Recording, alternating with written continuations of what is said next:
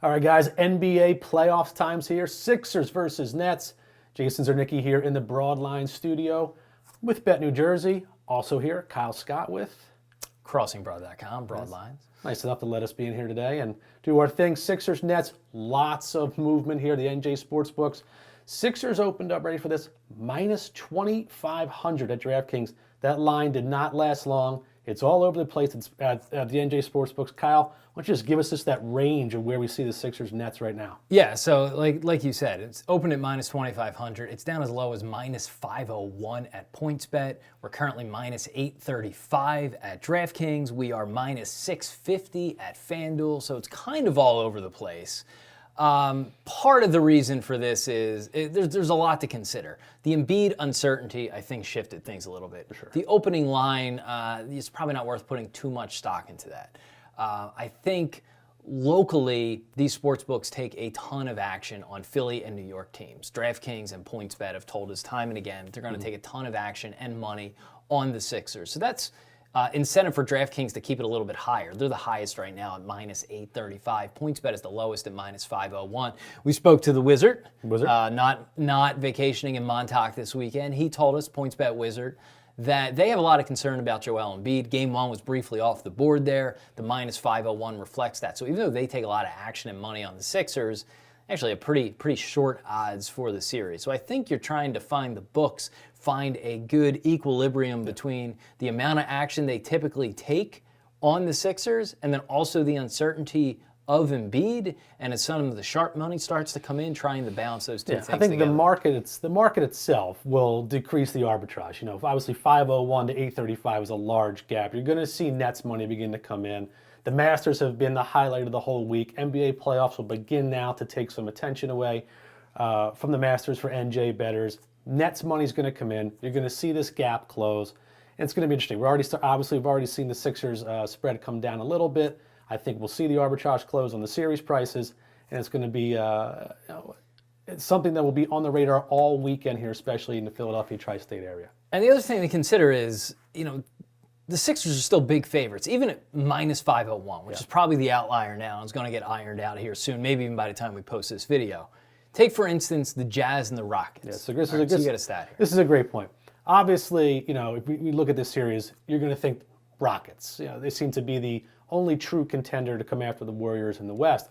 But when we look at the odds, it's kind of surprising to see who wins the series here. Houston is only a minus 375 favorite. But what caught our attention here is a series prop bet to stay under 6.5 games. The money line there for Houston and Utah to be under 6.5 is only minus 278. Compare that to the Sixers Nets under 6.5 games for the series total, minus 1,115 at DraftKings. That certainly gives you an idea of how confident DraftKings is in the Sixers. It also should give you a little peek into their thought on that Utah could possibly compete with the Rockets and give them a scare in the first round.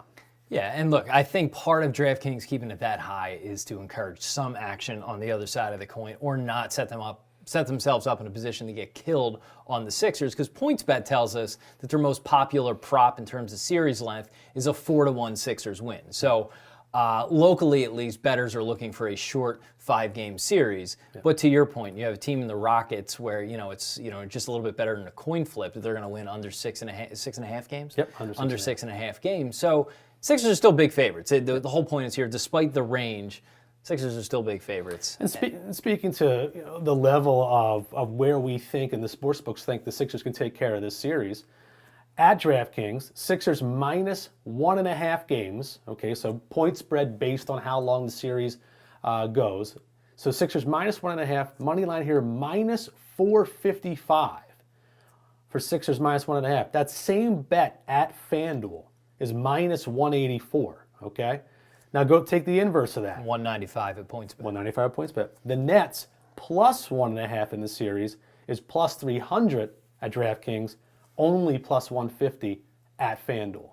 So speaking to the overwhelming consensus there at DraftKings for the Sixers, but all points, especially to this new market, New Jersey, keep looking around at different online sportsbooks. See what opportunities are available to you. This is the first time we're going to be seeing these guys diving into first-round playoff matchups. There's going to be opportunities, especially early on. And I think the other thing to consider is we're going to get into the series here in a second. The Nets might have an advantage at guard, D'Angelo Russell and Dinwiddie. Embiid is really the major, there's a number of factors, but Embiid is the major differentiator right here between the two teams, as he is in most games.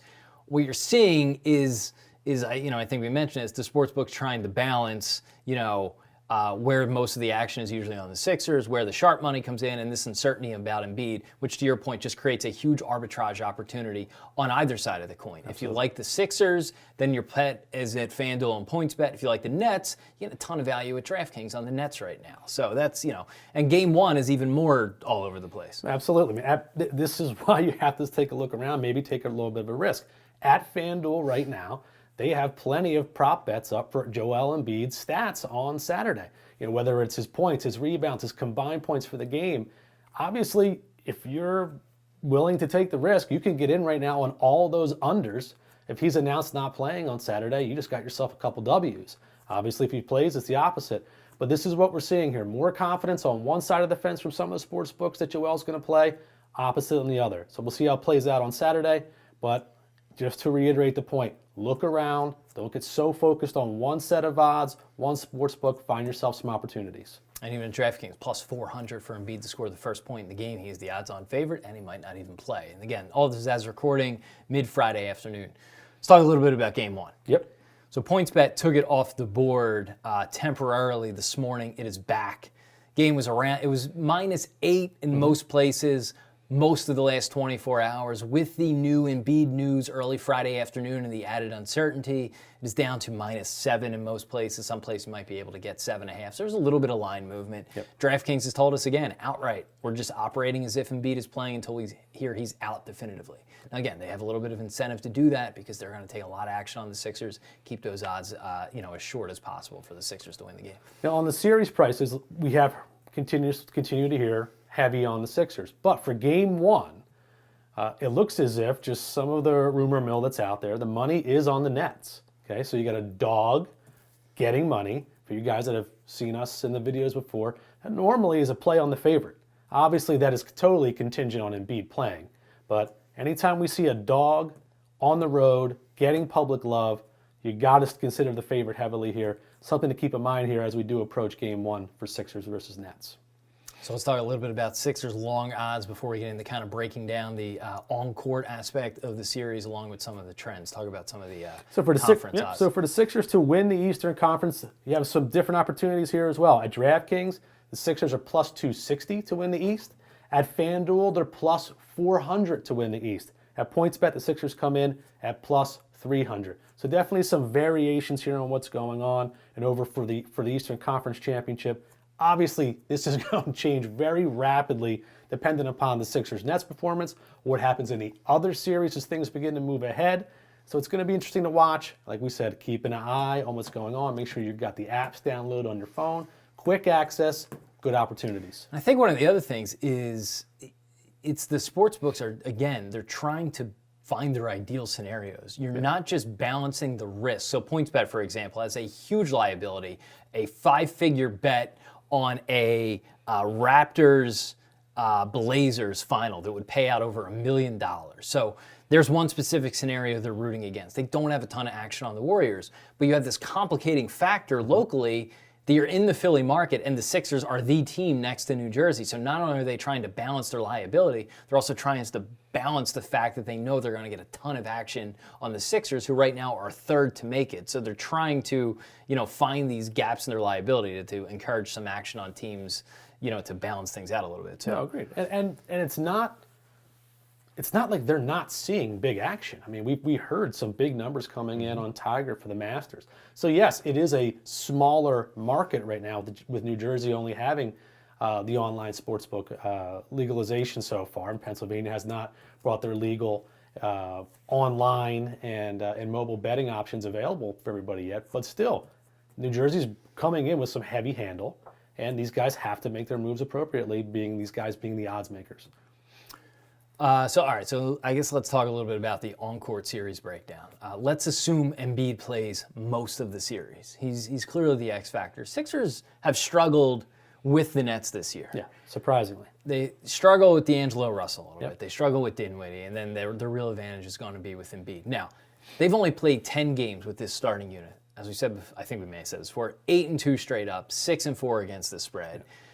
Some of their struggles with the Nets go back to November. They shouldn't carry over until now. But really, like the fate of the Sixers playoff run rests in the hands of how these guys gel together and whether we think Brett Brown can coach himself out of a box with actually talented players. Yeah.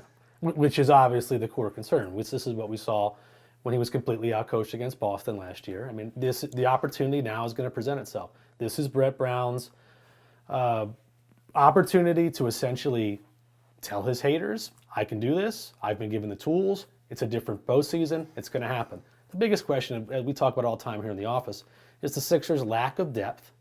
There's essentially no one coming off the bench that's going to come out and hit a shot for you.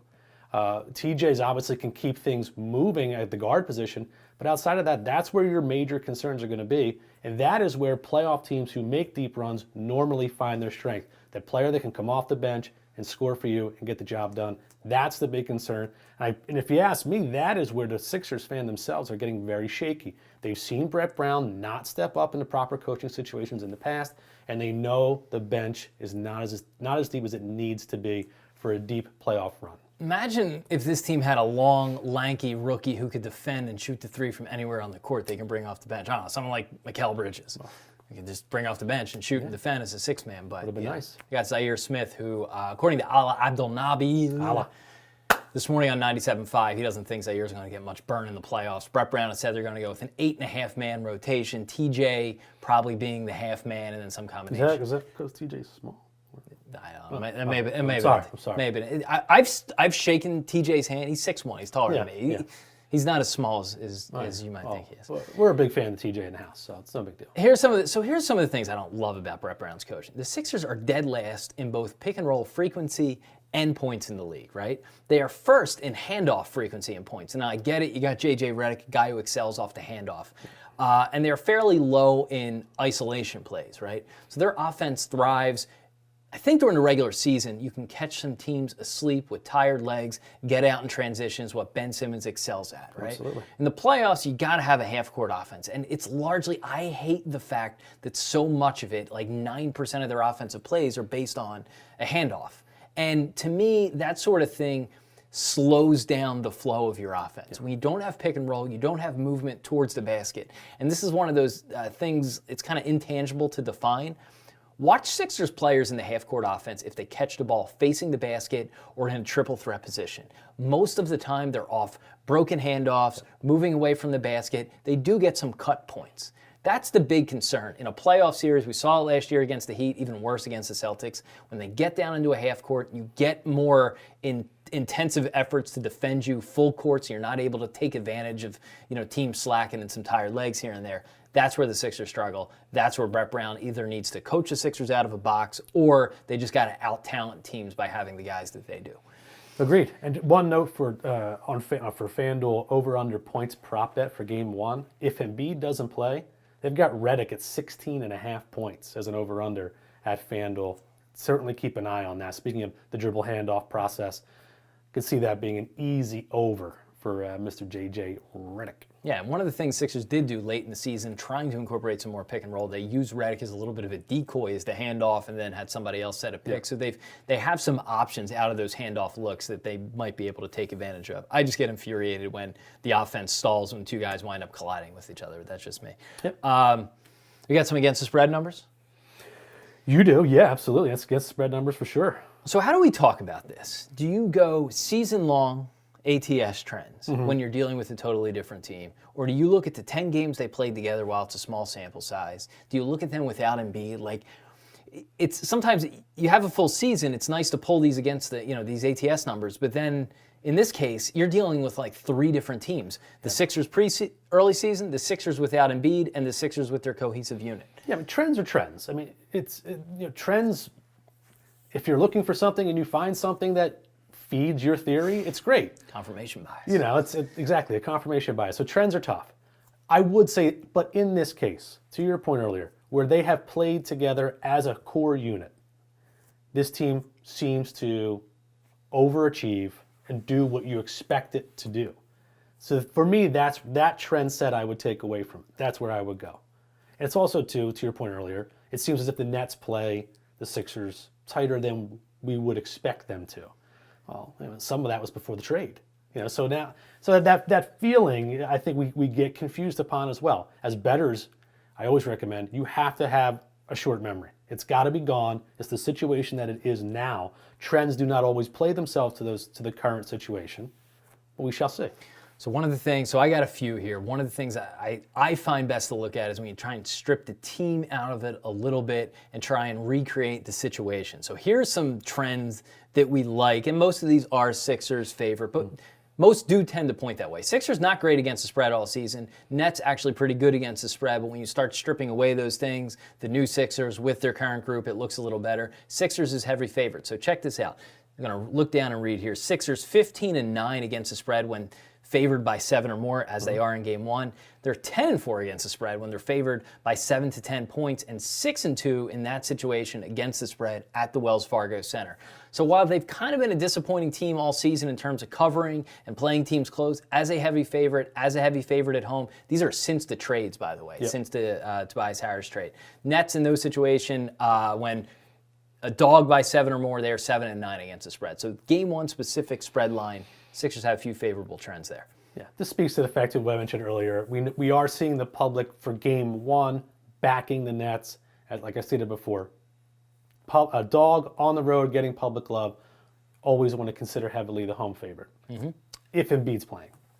Yep, Nets 5-8 when they're 7 or more dogs on the road against the spread. So not great in terms of the Nets. Then you have Sixers 6-2 against the spread against teams over 500 since the trade, and then with the 10-man or in the 10 games with their full unit, 8-2 straight up, 6-4 against the spread with a net 17.6 rating. They've been absolutely phenomenal with the full unit. Granted, these aren't playoff games; they are all weren't against playoff teams, but they were good in a short sample size.